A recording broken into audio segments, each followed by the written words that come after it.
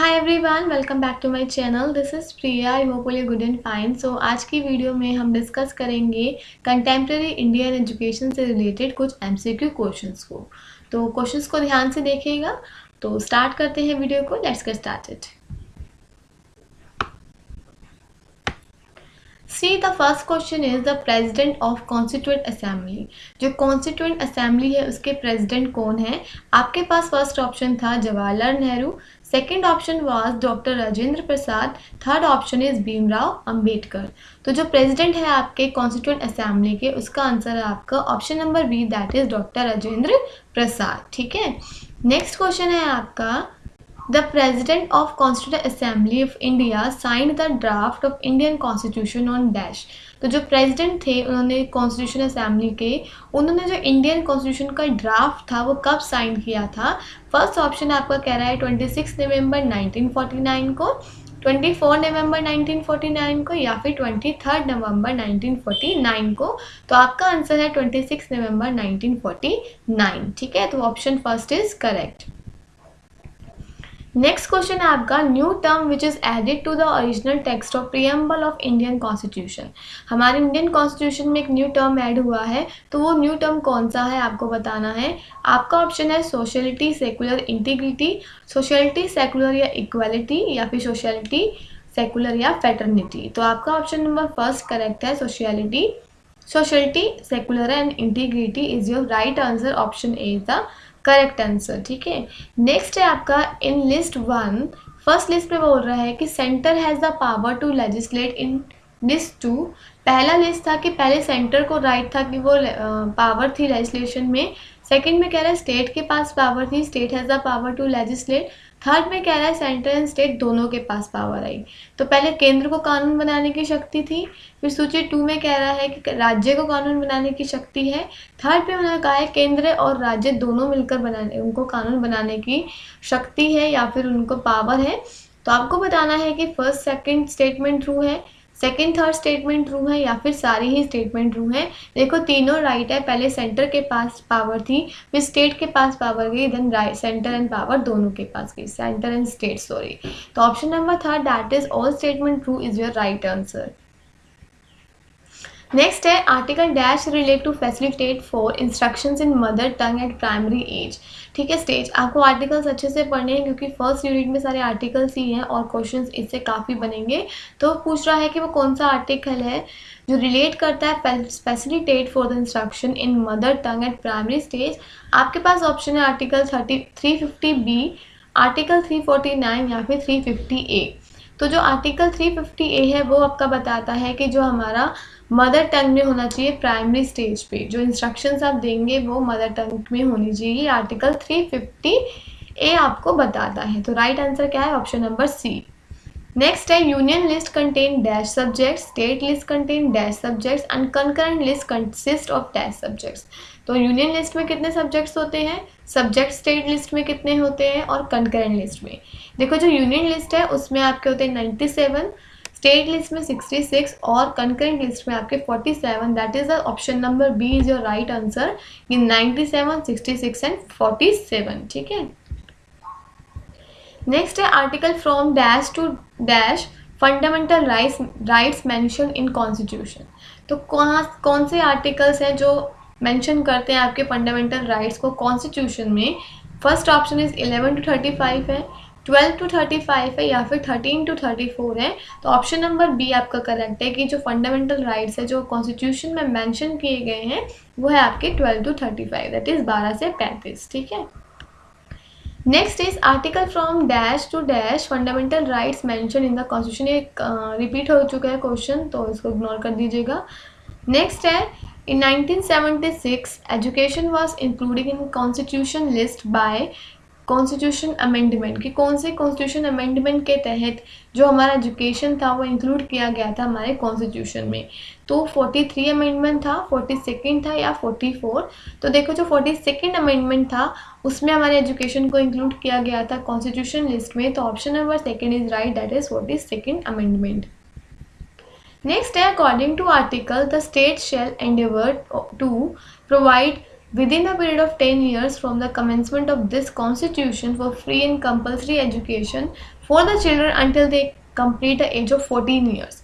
तो कौन से आर्टिकल के अकॉर्डिंग जो है वो स्टेट ने कहा था कि with in a period of 10 years from the commencement of constitution हमें जो है 14 साल के बच्चों तक कंप्लीट द एज ऑफ करते हैं जब तक वो उनको फ्री एजुकेशन प्रोवाइड करनी है। तो ऑप्शन आपका है आर्टिकल 45, 46 एंड 47। तो ये आर्टिकल आपका 45 था, ठीक है।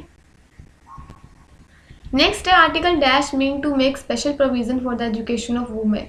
Special provision for the education of women के लिए कौन सा आर्टिकल बनाया गया था? आपके पास ऑप्शन है 15 आर्टिकल, 16 या 17। तो option number first that is 15 article is made for the provisions made for the education of women, that is option number A 15, ठीक है। Article 15 is your right answer। Next है article 21A states shall provide free and compulsory education to the children at the age of 6 to 14 years by the dash amendment in the constitution 2002। मतलब कि जो article है आपका 21A उसके according जो हमें 6 से 14 साल के बच्चे को फ्री एजुकेशन प्रोवाइड करनी है वो कौन से अमेंडमेंट में बोला गया था कॉन्स्टिट्यूशन के, ठीक है।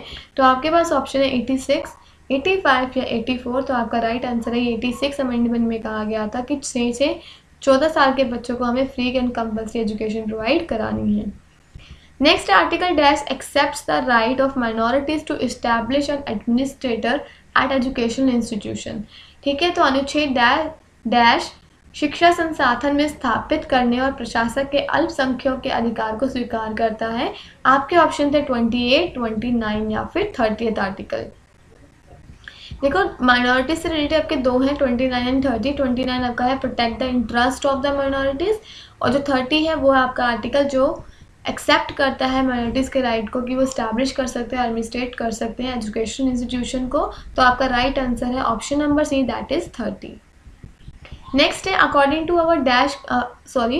अवर constitution article dash no religious instruction shall be provided in any education institution wholly maintain out of the state fund. तो हमारे कौन से संविधान के अनुसार अनुच्छेद डैश राज्य के जो कोष से पोषित किसी भी शैक्षणिक संस्थाओं में किसी भी धार्मिक निर्देश को पूरी तरह से बाहर रखा जाएगा। तो ये कौन से आर्टिकल के अकॉर्डिंग था? ऑप्शन है आपके 29A, 29B या 28A। तो 28A के अकॉर्डिंग था कि no religious instruction shall be provided in any education institution, ठीक है। तो क्या है आपका option number C that is 28A। Next है article dash relate to development and promotion of Hindi language. कौन से आर्टिकल के अकॉर्डिंग जो था वो प्रमोशन करते हैं हिंदी लैंग्वेज का? ऑप्शन आर 351, 352 या 350। तो आंसर आपका 351 है कि 351 के अकॉर्डिंग क्या था, हम डेवलपमेंट एंड प्रमोशन करते हैं हिंदी लैंग्वेज का। नेक्स्ट है मेन स्टेज ऑफ मार्जिनाइजेशन की। मार्जिनाइजेशन के मेन स्टेजेस क्या हैं कि सीमांत समूह के मुख्य कारण क्या थे कि on the basis of caste के अकॉर्डिंग हम उनको अलग कर देते थे, बेसिस ऑफ लैंग्वेज के ऑल द अबव। तो आंसर आपका क्या है all the above. Next article dash abolishes the practice of untouchability. कौन सा आर्टिकल अबॉलिश करता है अनटचेबिलिटी को? 17, 16 या 18। तो आपका राइट आंसर है 17 दैट इज ऑप्शन ए 17, ठीक है। नेक्स्ट है देवबर कमीशन वॉज फॉर्म्ड इन। जो देवबर कमीशन था वो कब आया था? 1960 से 61 में, 59 to 60, 61 to 62। तो राइट आंसर इज 1960 to 61 में आपका देवबर कमीशन आया था। Articles deals with the directive principle state. कौन कौन से आर्टिकल्स आते हैं आपके directive principles of state policy में? Options are 36 to 52, 36 to 51, 35 to 51। तो answer is 36 to 51। Directive principles are usually classified in 3 principles. जो हमारे डायरेक्टिव प्रिंसिपल्स थे वो 3 प्रिंसिपल्स पे क्लासिफाइड थे, गांधीयन प्रिंसिपल, सोशलिस्ट प्रिंसिपल या लिबरल प्रिंसिपल्स। तो आपको बताना है कि फर्स्ट सेकंड स्टेटमेंट ट्रू है, सेकंड थर्ड स्टेटमेंट ट्रू है या सारी। तो ये सारी ही स्टेटमेंट ट्रू है। जो हमारा डायरेक्टिव प्रिंसिपल्स था वो तीनों प्रिंसिपल पे बेस्ड था, ठीक है। Next is article dash promote equal justice and free legal aid to the poor. कौन सा आर्टिकल जो है प्रमोट करता है कि हम फ्री लीगल एड और जस्टिस प्रोवाइड करें पुअर्स को? तो ऑप्शंस आर 38A, 39A और 39B। तो राइट आंसर इज 39A जो प्रोवाइड करता है आपको free legal aid to the poor. Option number B 39A। Next question कह रहा है article dash prohibit the consumption of intoxicating drinks and drugs which are injurious to health. तो कौन सा आर्टिकल बताता है कि हमें इंटॉक्सिकेटिंग ड्रिंक्स और ड्रग्स को प्रोहिबिट करना चाहिए? Options are 45, 46 and 47। तो अकॉर्डिंग टू आर्टिकल 47 था, उन्होंने प्रोहिबिट किया था कि हमें इंटॉक्सिकेटिंग ड्रिंक्स को प्रोहिबिट करना चाहिए। Next is article dash provide childhood care and education for the children until they complete the age of 6 years. कि जब वो 6 ईयर्स को कंप्लीट कर लें तो कौन सा आर्टिकल कहता है कि हमें उन्हें एजुकेशन और चाइल्डहुड केयर प्रोवाइड करनी है? तो ऑप्शंस आर 44, 45 एंड 47। तो ये राइट आंसर्स आर 45, ठीक है। नेक्स्ट है वो describe directive principles as novel features of constitution. कौन थे जिन्होंने बोला था कि जो डायरेक्टिव प्रिंसिपल्स है वो हमारे नॉवल फीचर्स हैं कॉन्स्टिट्यूशंस के? Options are Jawaharlal Nehru, doctor B R Ambedkar या वल्लभ भाई पटेल। तो डॉक्टर बी आर अम्बेडकर ने कहा था कि जो डायरेक्टिव प्रिंसिपल्स है वो हमारे नॉवल फीचर्स है कॉन्स्टिट्यूशंस के। Next is dash amendments to the constitution of India in 2002 provides right to education as fundamental. कौन से अमेंडमेंट ने कहा था? ये आपका 86 अमेंडमेंट ने कहा था। तो option C is your right answer, 86 amendment. Next है right to education act mandate dash reservation for disadvantage section of the society. तो कितना रिजर्वेशन हमने किया था राइट टू एजुकेशन के अकॉर्डिंग डिसएडवांटेज सेक्शन के लिए? 25%। तो right answer is your option number B, 25%। Next is the first official document on the right to education was presented by Ramamurthy committee report in।